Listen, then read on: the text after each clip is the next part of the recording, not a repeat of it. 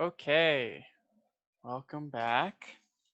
Let's get started. Let's just talk briefly about what we talked about yesterday, which was the introduction of Taylor series. And I'm going to kind of just scribble what we found last time. Was that if we had a function of two variables, f of x and y, we could write this as long as it had n plus 1 continuous derivatives as the sum from I equals 0 to n, 1 over I factorial. And then we introduced this operator. We had delta x and then the x derivative plus delta y and the y derivative. And we apply it I times to the function f and then evaluate this at the point AB. Now this is not an infinite sum. So what ends up happening is we have this remainder term. So this is 1 over n plus 1 factorial. And then the same operator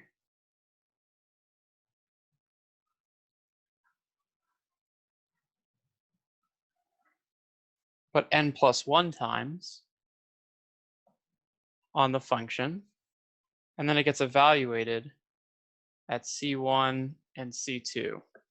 And that was the remainder term. So this is the remainder term.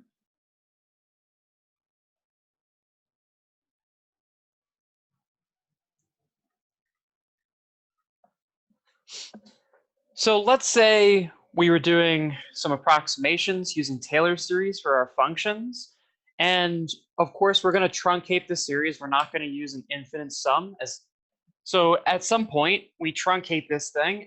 And maybe we want to know how good of approximation really is this? Is there an upper bound for the error that I could possibly see when using this approximation on maybe some interval of x and y, some kind of domain?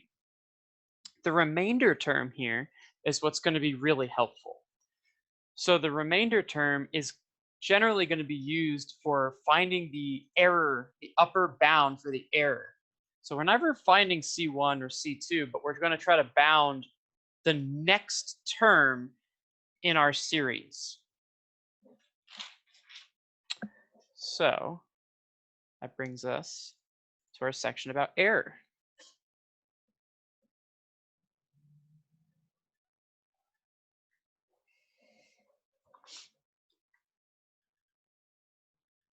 So we can use the remainder term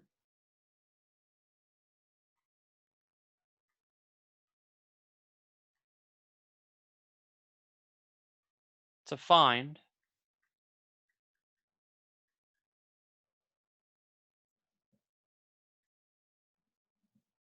an upper bound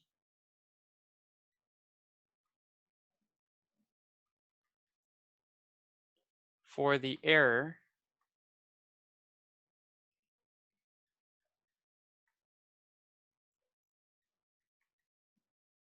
when using the Taylor series.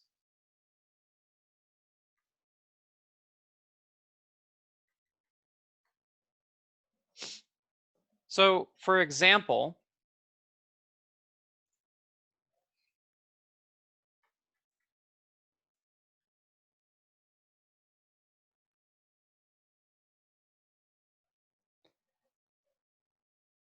I should say, for example, the error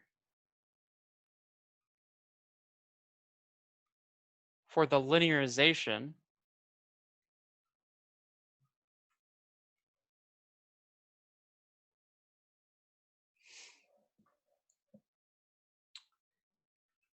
we define error to be the function minus our approximation, which this case is we're using the linearization, so this is L.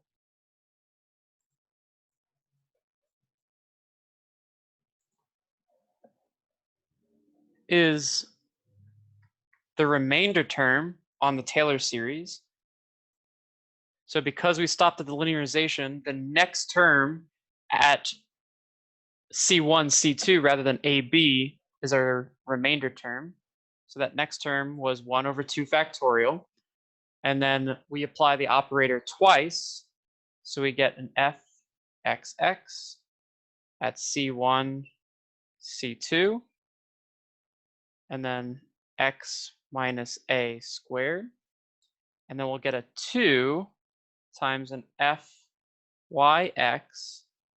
at C1, C2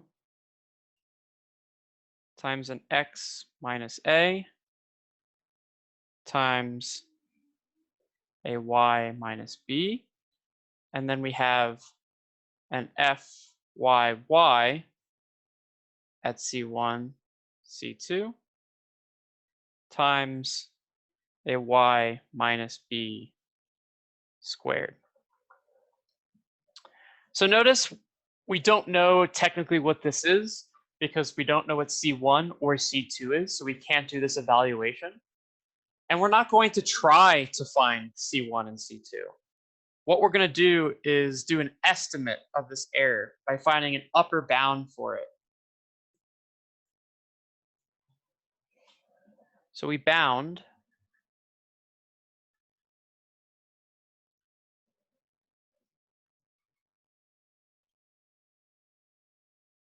the error term. So we say the absolute value of error is bounded by 1/2 the magnitude of the second derivative with respect to x times x minus a in magnitude squared plus 2. So all we're doing is just taking magnitude of all these individual terms here.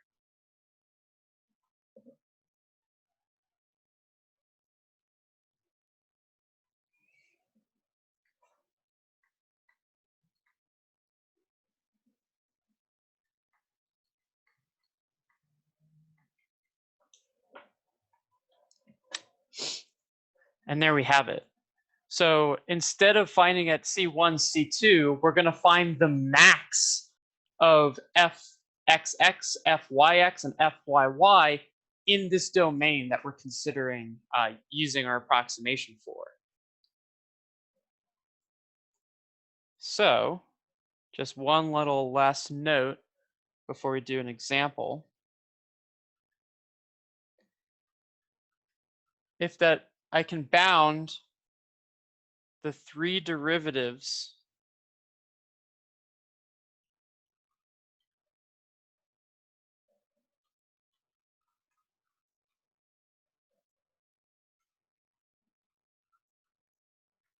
by the same thing,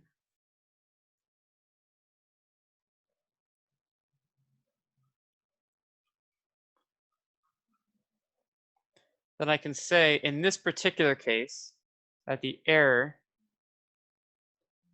is bounded by m over 2 x minus a in magnitude and then y minus b in magnitude squared. Yeah, those are absolute values. Yep. Absolute values and magnitudes. So a magnitude of a vector is just the distance from the origin, 0, right? And then the absolute value is also that, the distance from a scalar to 0. Yep.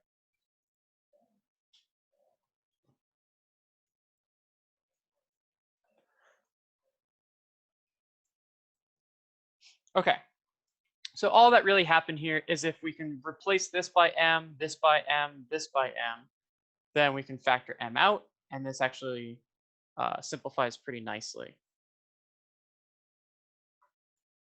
Okay, so let's do an example.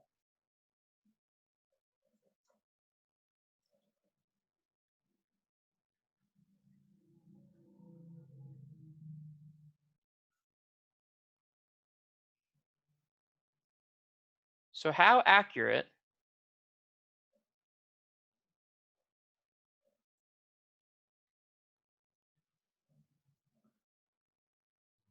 was our approximation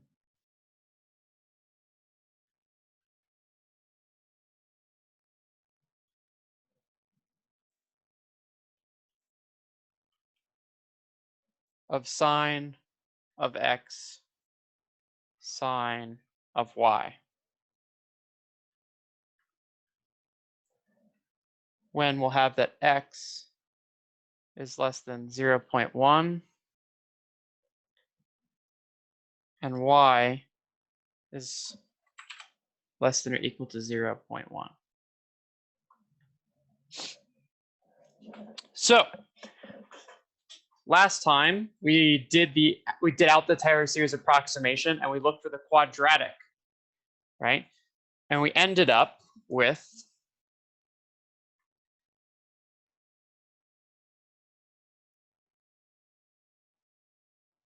this is approximately x times y, which is more or less the small angle formula for these functions. Okay, so how good of an approximation is this when I have that x can't take a, so when you read this off, this is the distance from 0 that x can take is 0.1, and then the distance of y can take from 0 is less than or equal to 0.1. Right? So maybe there's an x minus a or a y minus b in here, but you still read that off as the distance that x takes from that scalar that's in there. But there's zeros in here, so the distance from 0 is, for both of these, is bounded by 0.1, which is nice because we consider the origin for our center for this approximation. Okay, so now to find the error.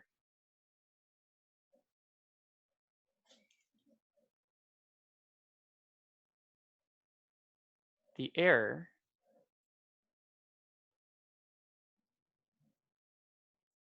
is the next set of terms, right? So we use the quadratic approximation for sine of x and sine of y. So we should look at the very next term in the Taylor series evaluated at C1 and C2. That's our remainder term.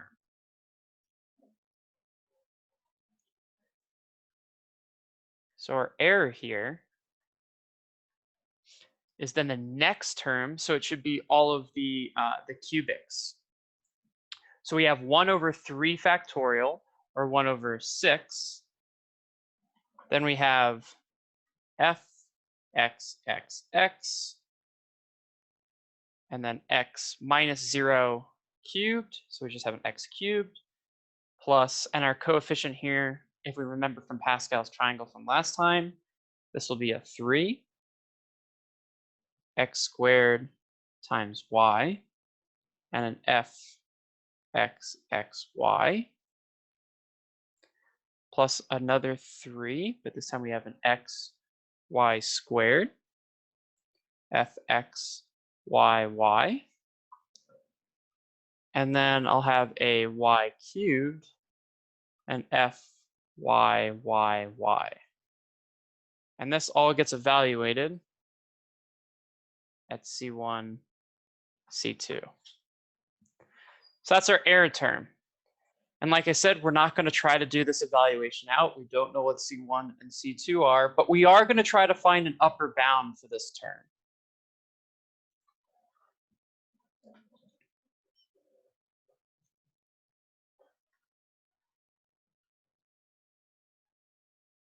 So if we bound each term, we can say that our error has an upper bound, the absolute value of our error is 1/6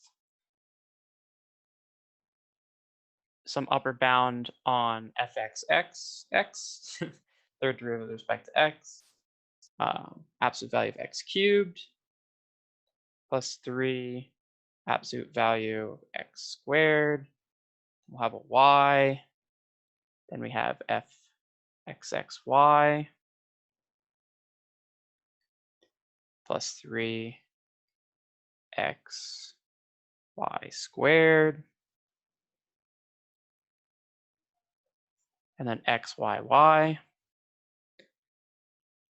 Then y cubed. And then fyyyy.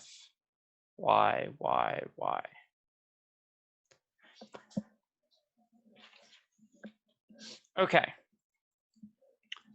So our problem statement gave us an upper bound for these absolute values, right? Each one of these was less than 0.1 or equal to 0.1. So that means that we can say, you know, x is less than or equal to 1/10, and so is y, right? But now we have to find an upper bound for the third derivatives of this function. What's kind of nice is, if you remember from last time, the function sine of x, sine of y, when we took these derivatives, we always had a sine or a cosine times another sine or a cosine. Maybe you had a minus sign out in front, right? So it's really easy for us to argue that this function and its derivatives are always going to be bounded by 1, right? The most sine of x can take, or the most cosine of x can take, and the most sine of y or cosine of y can take is always going to be 1. So all of those derivatives are going to be bounded by 1.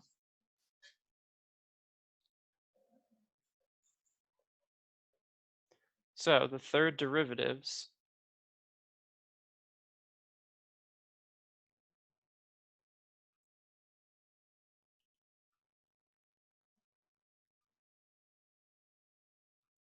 are all bounded by 1. And we'll also just reiterate here that our x values and y values are bounded by 1/10 at 0.1.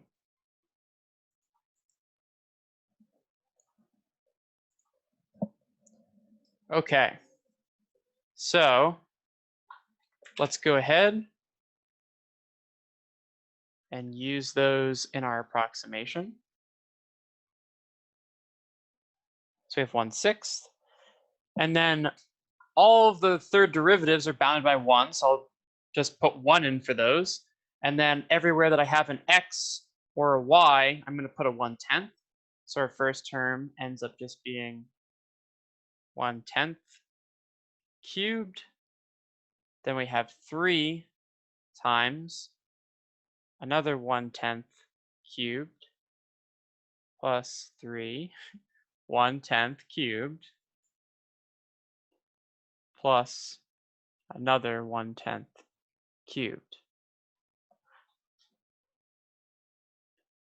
Not too bad. Well, we can approximate this. We can plug that into our calculators. And we can get that the error is bounded by 0.00134 approximately. That's great. That's a great approximation when we're talking about that we're only using x and y within 1/10 of the origin, right? So in that little square that we've produced where x and y are both kind of bounded by 1/10, this is the quadratic approximation for sine of x, sine of y is great, right? And more or less that is the small angle approximation, right? When we're really close to the origin here for both x and y.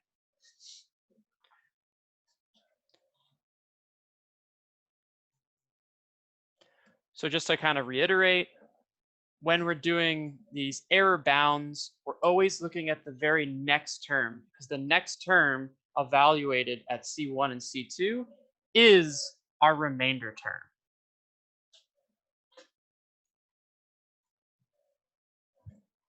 Okay, well, we're going to do one more example, and then we're going to move on to the next section.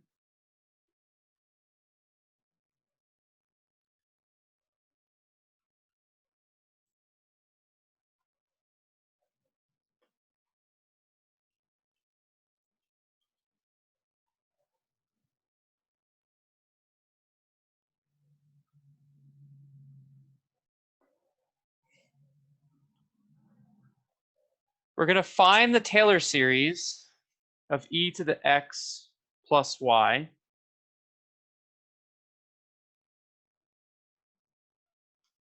centered at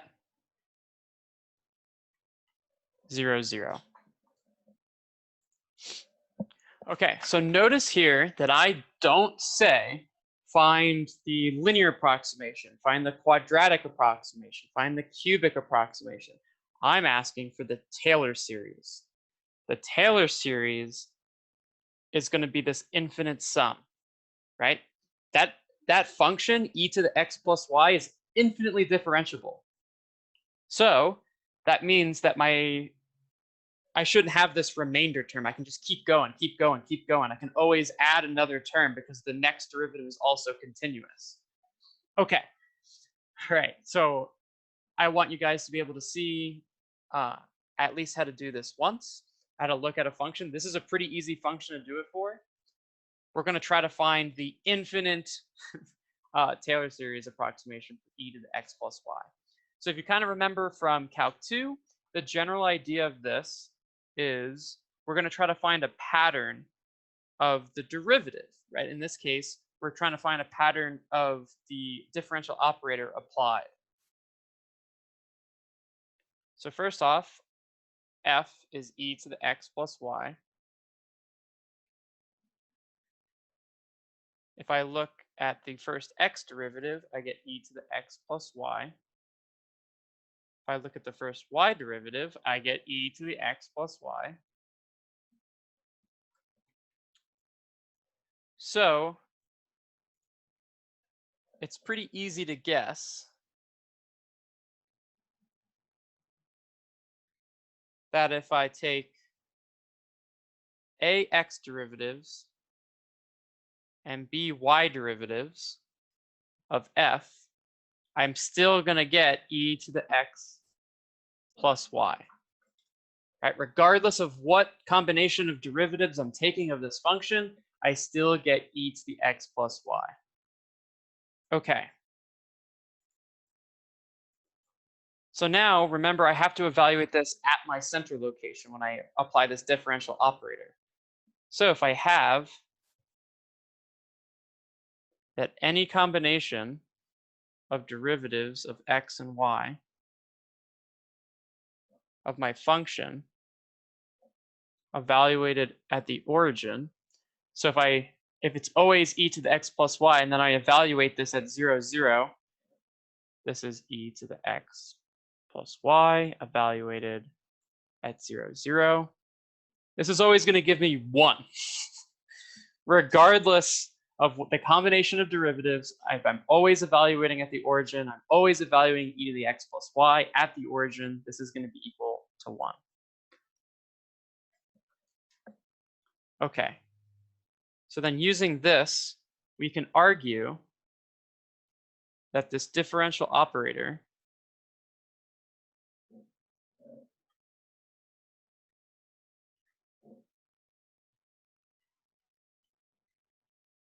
applied n times to the function at 0, 0. So if I look at this guy and I think about what happens, I apply, maybe you FOIL this out, whatever, but you're still going to have some combinations of f. Regardless of what's going on, you're always going to have some combination of these derivatives acting on f. And they're all going to be 1 evaluated at 0, 0, right? So if that happens, then all that remains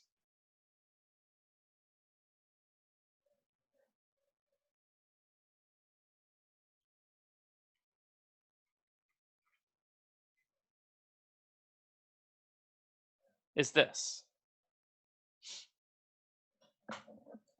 But we also know that because we're centered at the origin, that both of these delta x's and delta y's are just x and y.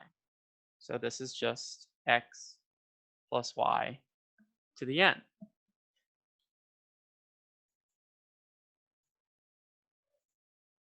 So with that,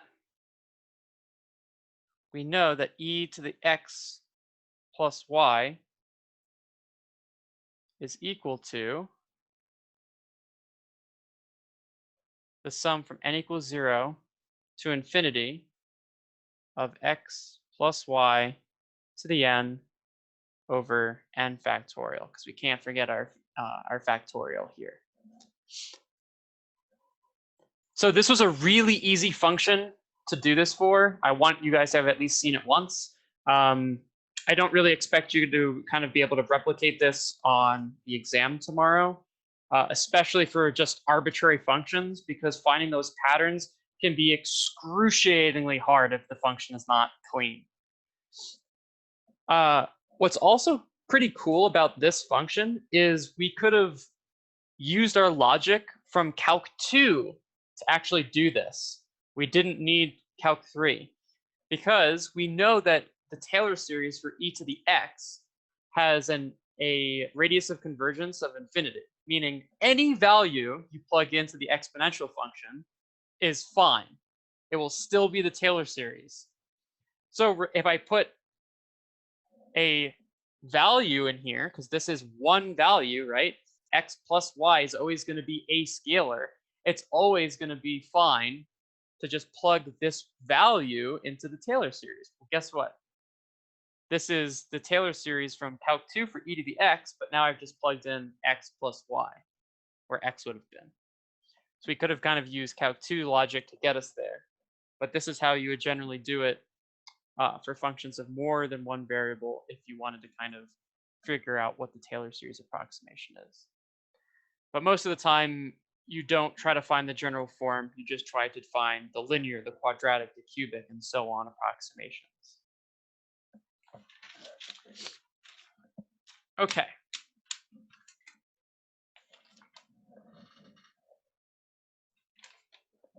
Let's start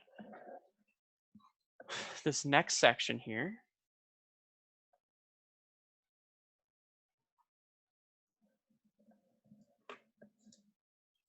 So that concludes the topics that are going to be on the exam tomorrow. So we're doing all of chapter 11 and Taylor series.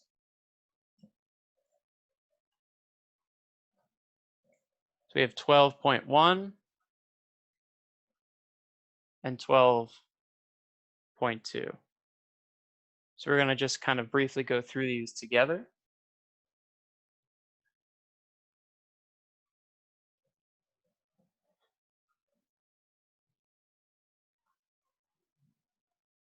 And we're going to start talking about double integrals. So now we are kind of past this kind of differentiation phase of the course, and now we're trying to get into integrals. And then eventually we're going to start trying to combine the two. It's going to be fun. A lot of cool theorems there. So recall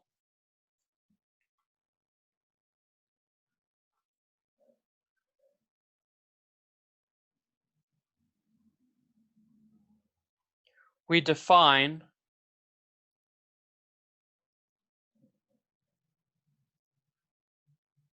the integrals, or sorry, just integral, as a limit.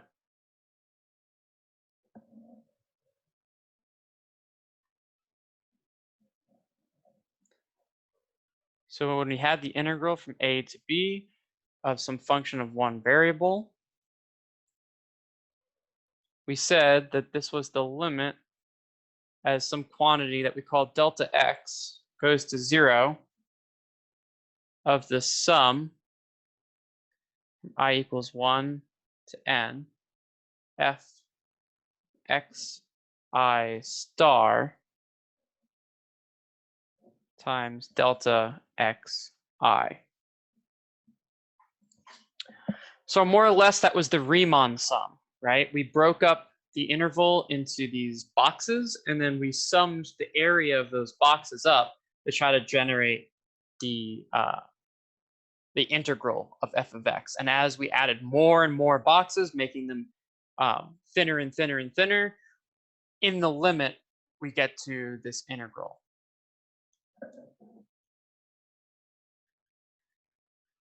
So kind of just to reiterate where we created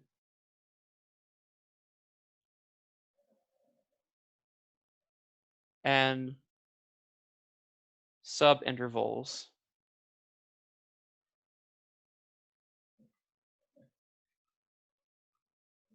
xi minus 1 to xi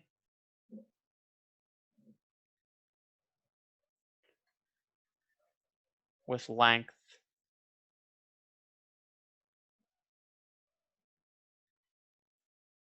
xi, or delta xi, which is xi minus 1,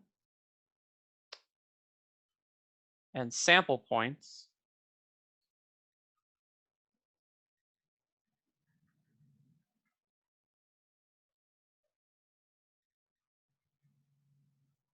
xi star.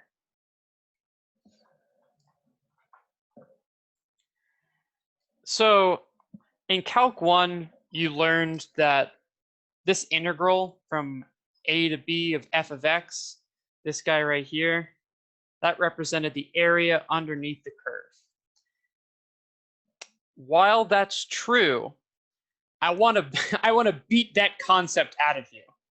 I want you to stop thinking about integrals as area underneath a curve, and I want you to start thinking about them as what they really are. They're sums. They add something up. They add very small quantities up, right? So when you learned about arc length, right, it was adding very small pieces of arc length together, and then it adds them all up, right? I want you to start thinking of these integrals as a sum, because that's what they are. They're adding up these really, really small quantities over and over and over again until we generate the desired thing. So in case of the area underneath the curve, it's adding up all of these really small width rectangles until we generate the area.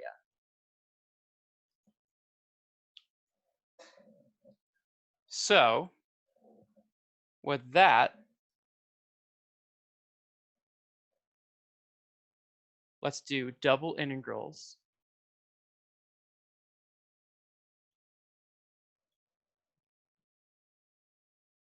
over rectangles.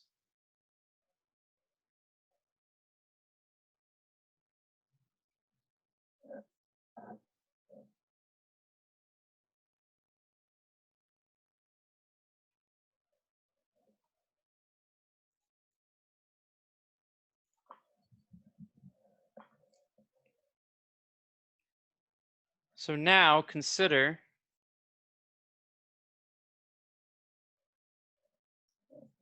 a function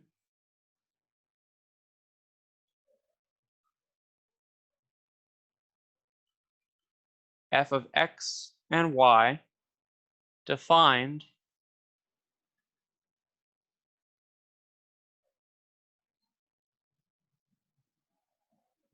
on a closed rectangle.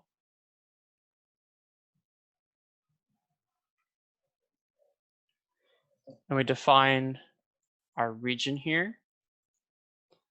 So the rectangle we'll call R is A to B and C to D. So you might see this notation sometimes. It means the first variable is closed from A to B, and the second one is closed from C to D. Another way to write this would be to use a set notation. So the set of all points x and y that are in R2, and then this vertical line means such that we have that x goes from A to B, and C goes from, or sorry, y goes from C to D. So that's two different ways you might see kind of this notation of some region. The first one goes from A to B, the second one goes to C to D, or you can write it as a set notation. All of the points in R2 such that x is bounded between A and B, and y is bounded between C and D.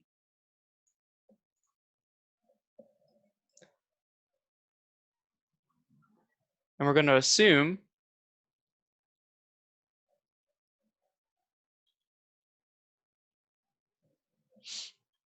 that our function is non-negative, right? So we're either 0 or we're positive here.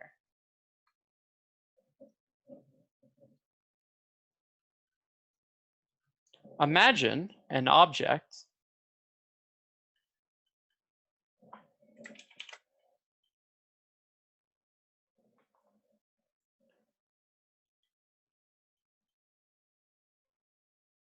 that goes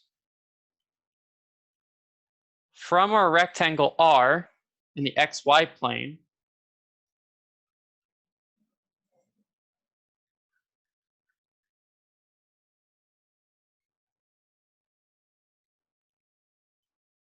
to the surface z is equal to our function f of x and y. So let's try to do a sketch here. Maybe I've got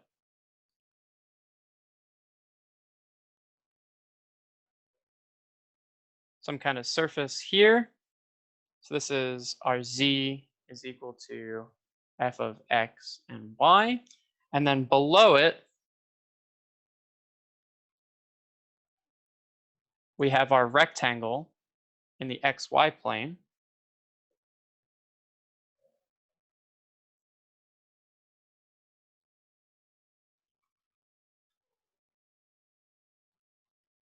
So something maybe like this. So this is R. This is our surface here. And then maybe we're going from let's do it like this, A to B and C to D in the y direction. And our object is everything that goes from here up to our surface, right? So it creates a volume. We're going all the way from this R up until here, and we create this three-dimensional volume.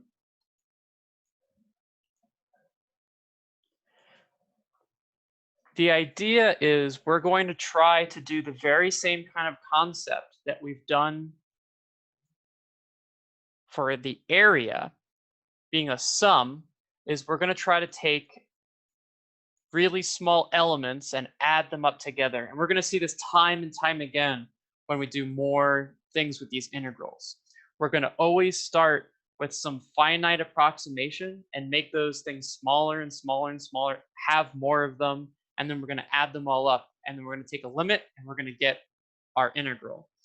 So in this case, I want you guys to think about what I could possibly start to like use as approximations for this. What could I start to add up? And then in the limit, I would kind of generate this volume. So with that, we're going to stop there, and we're going to take our 5-minute break, and then we're going to start recitation.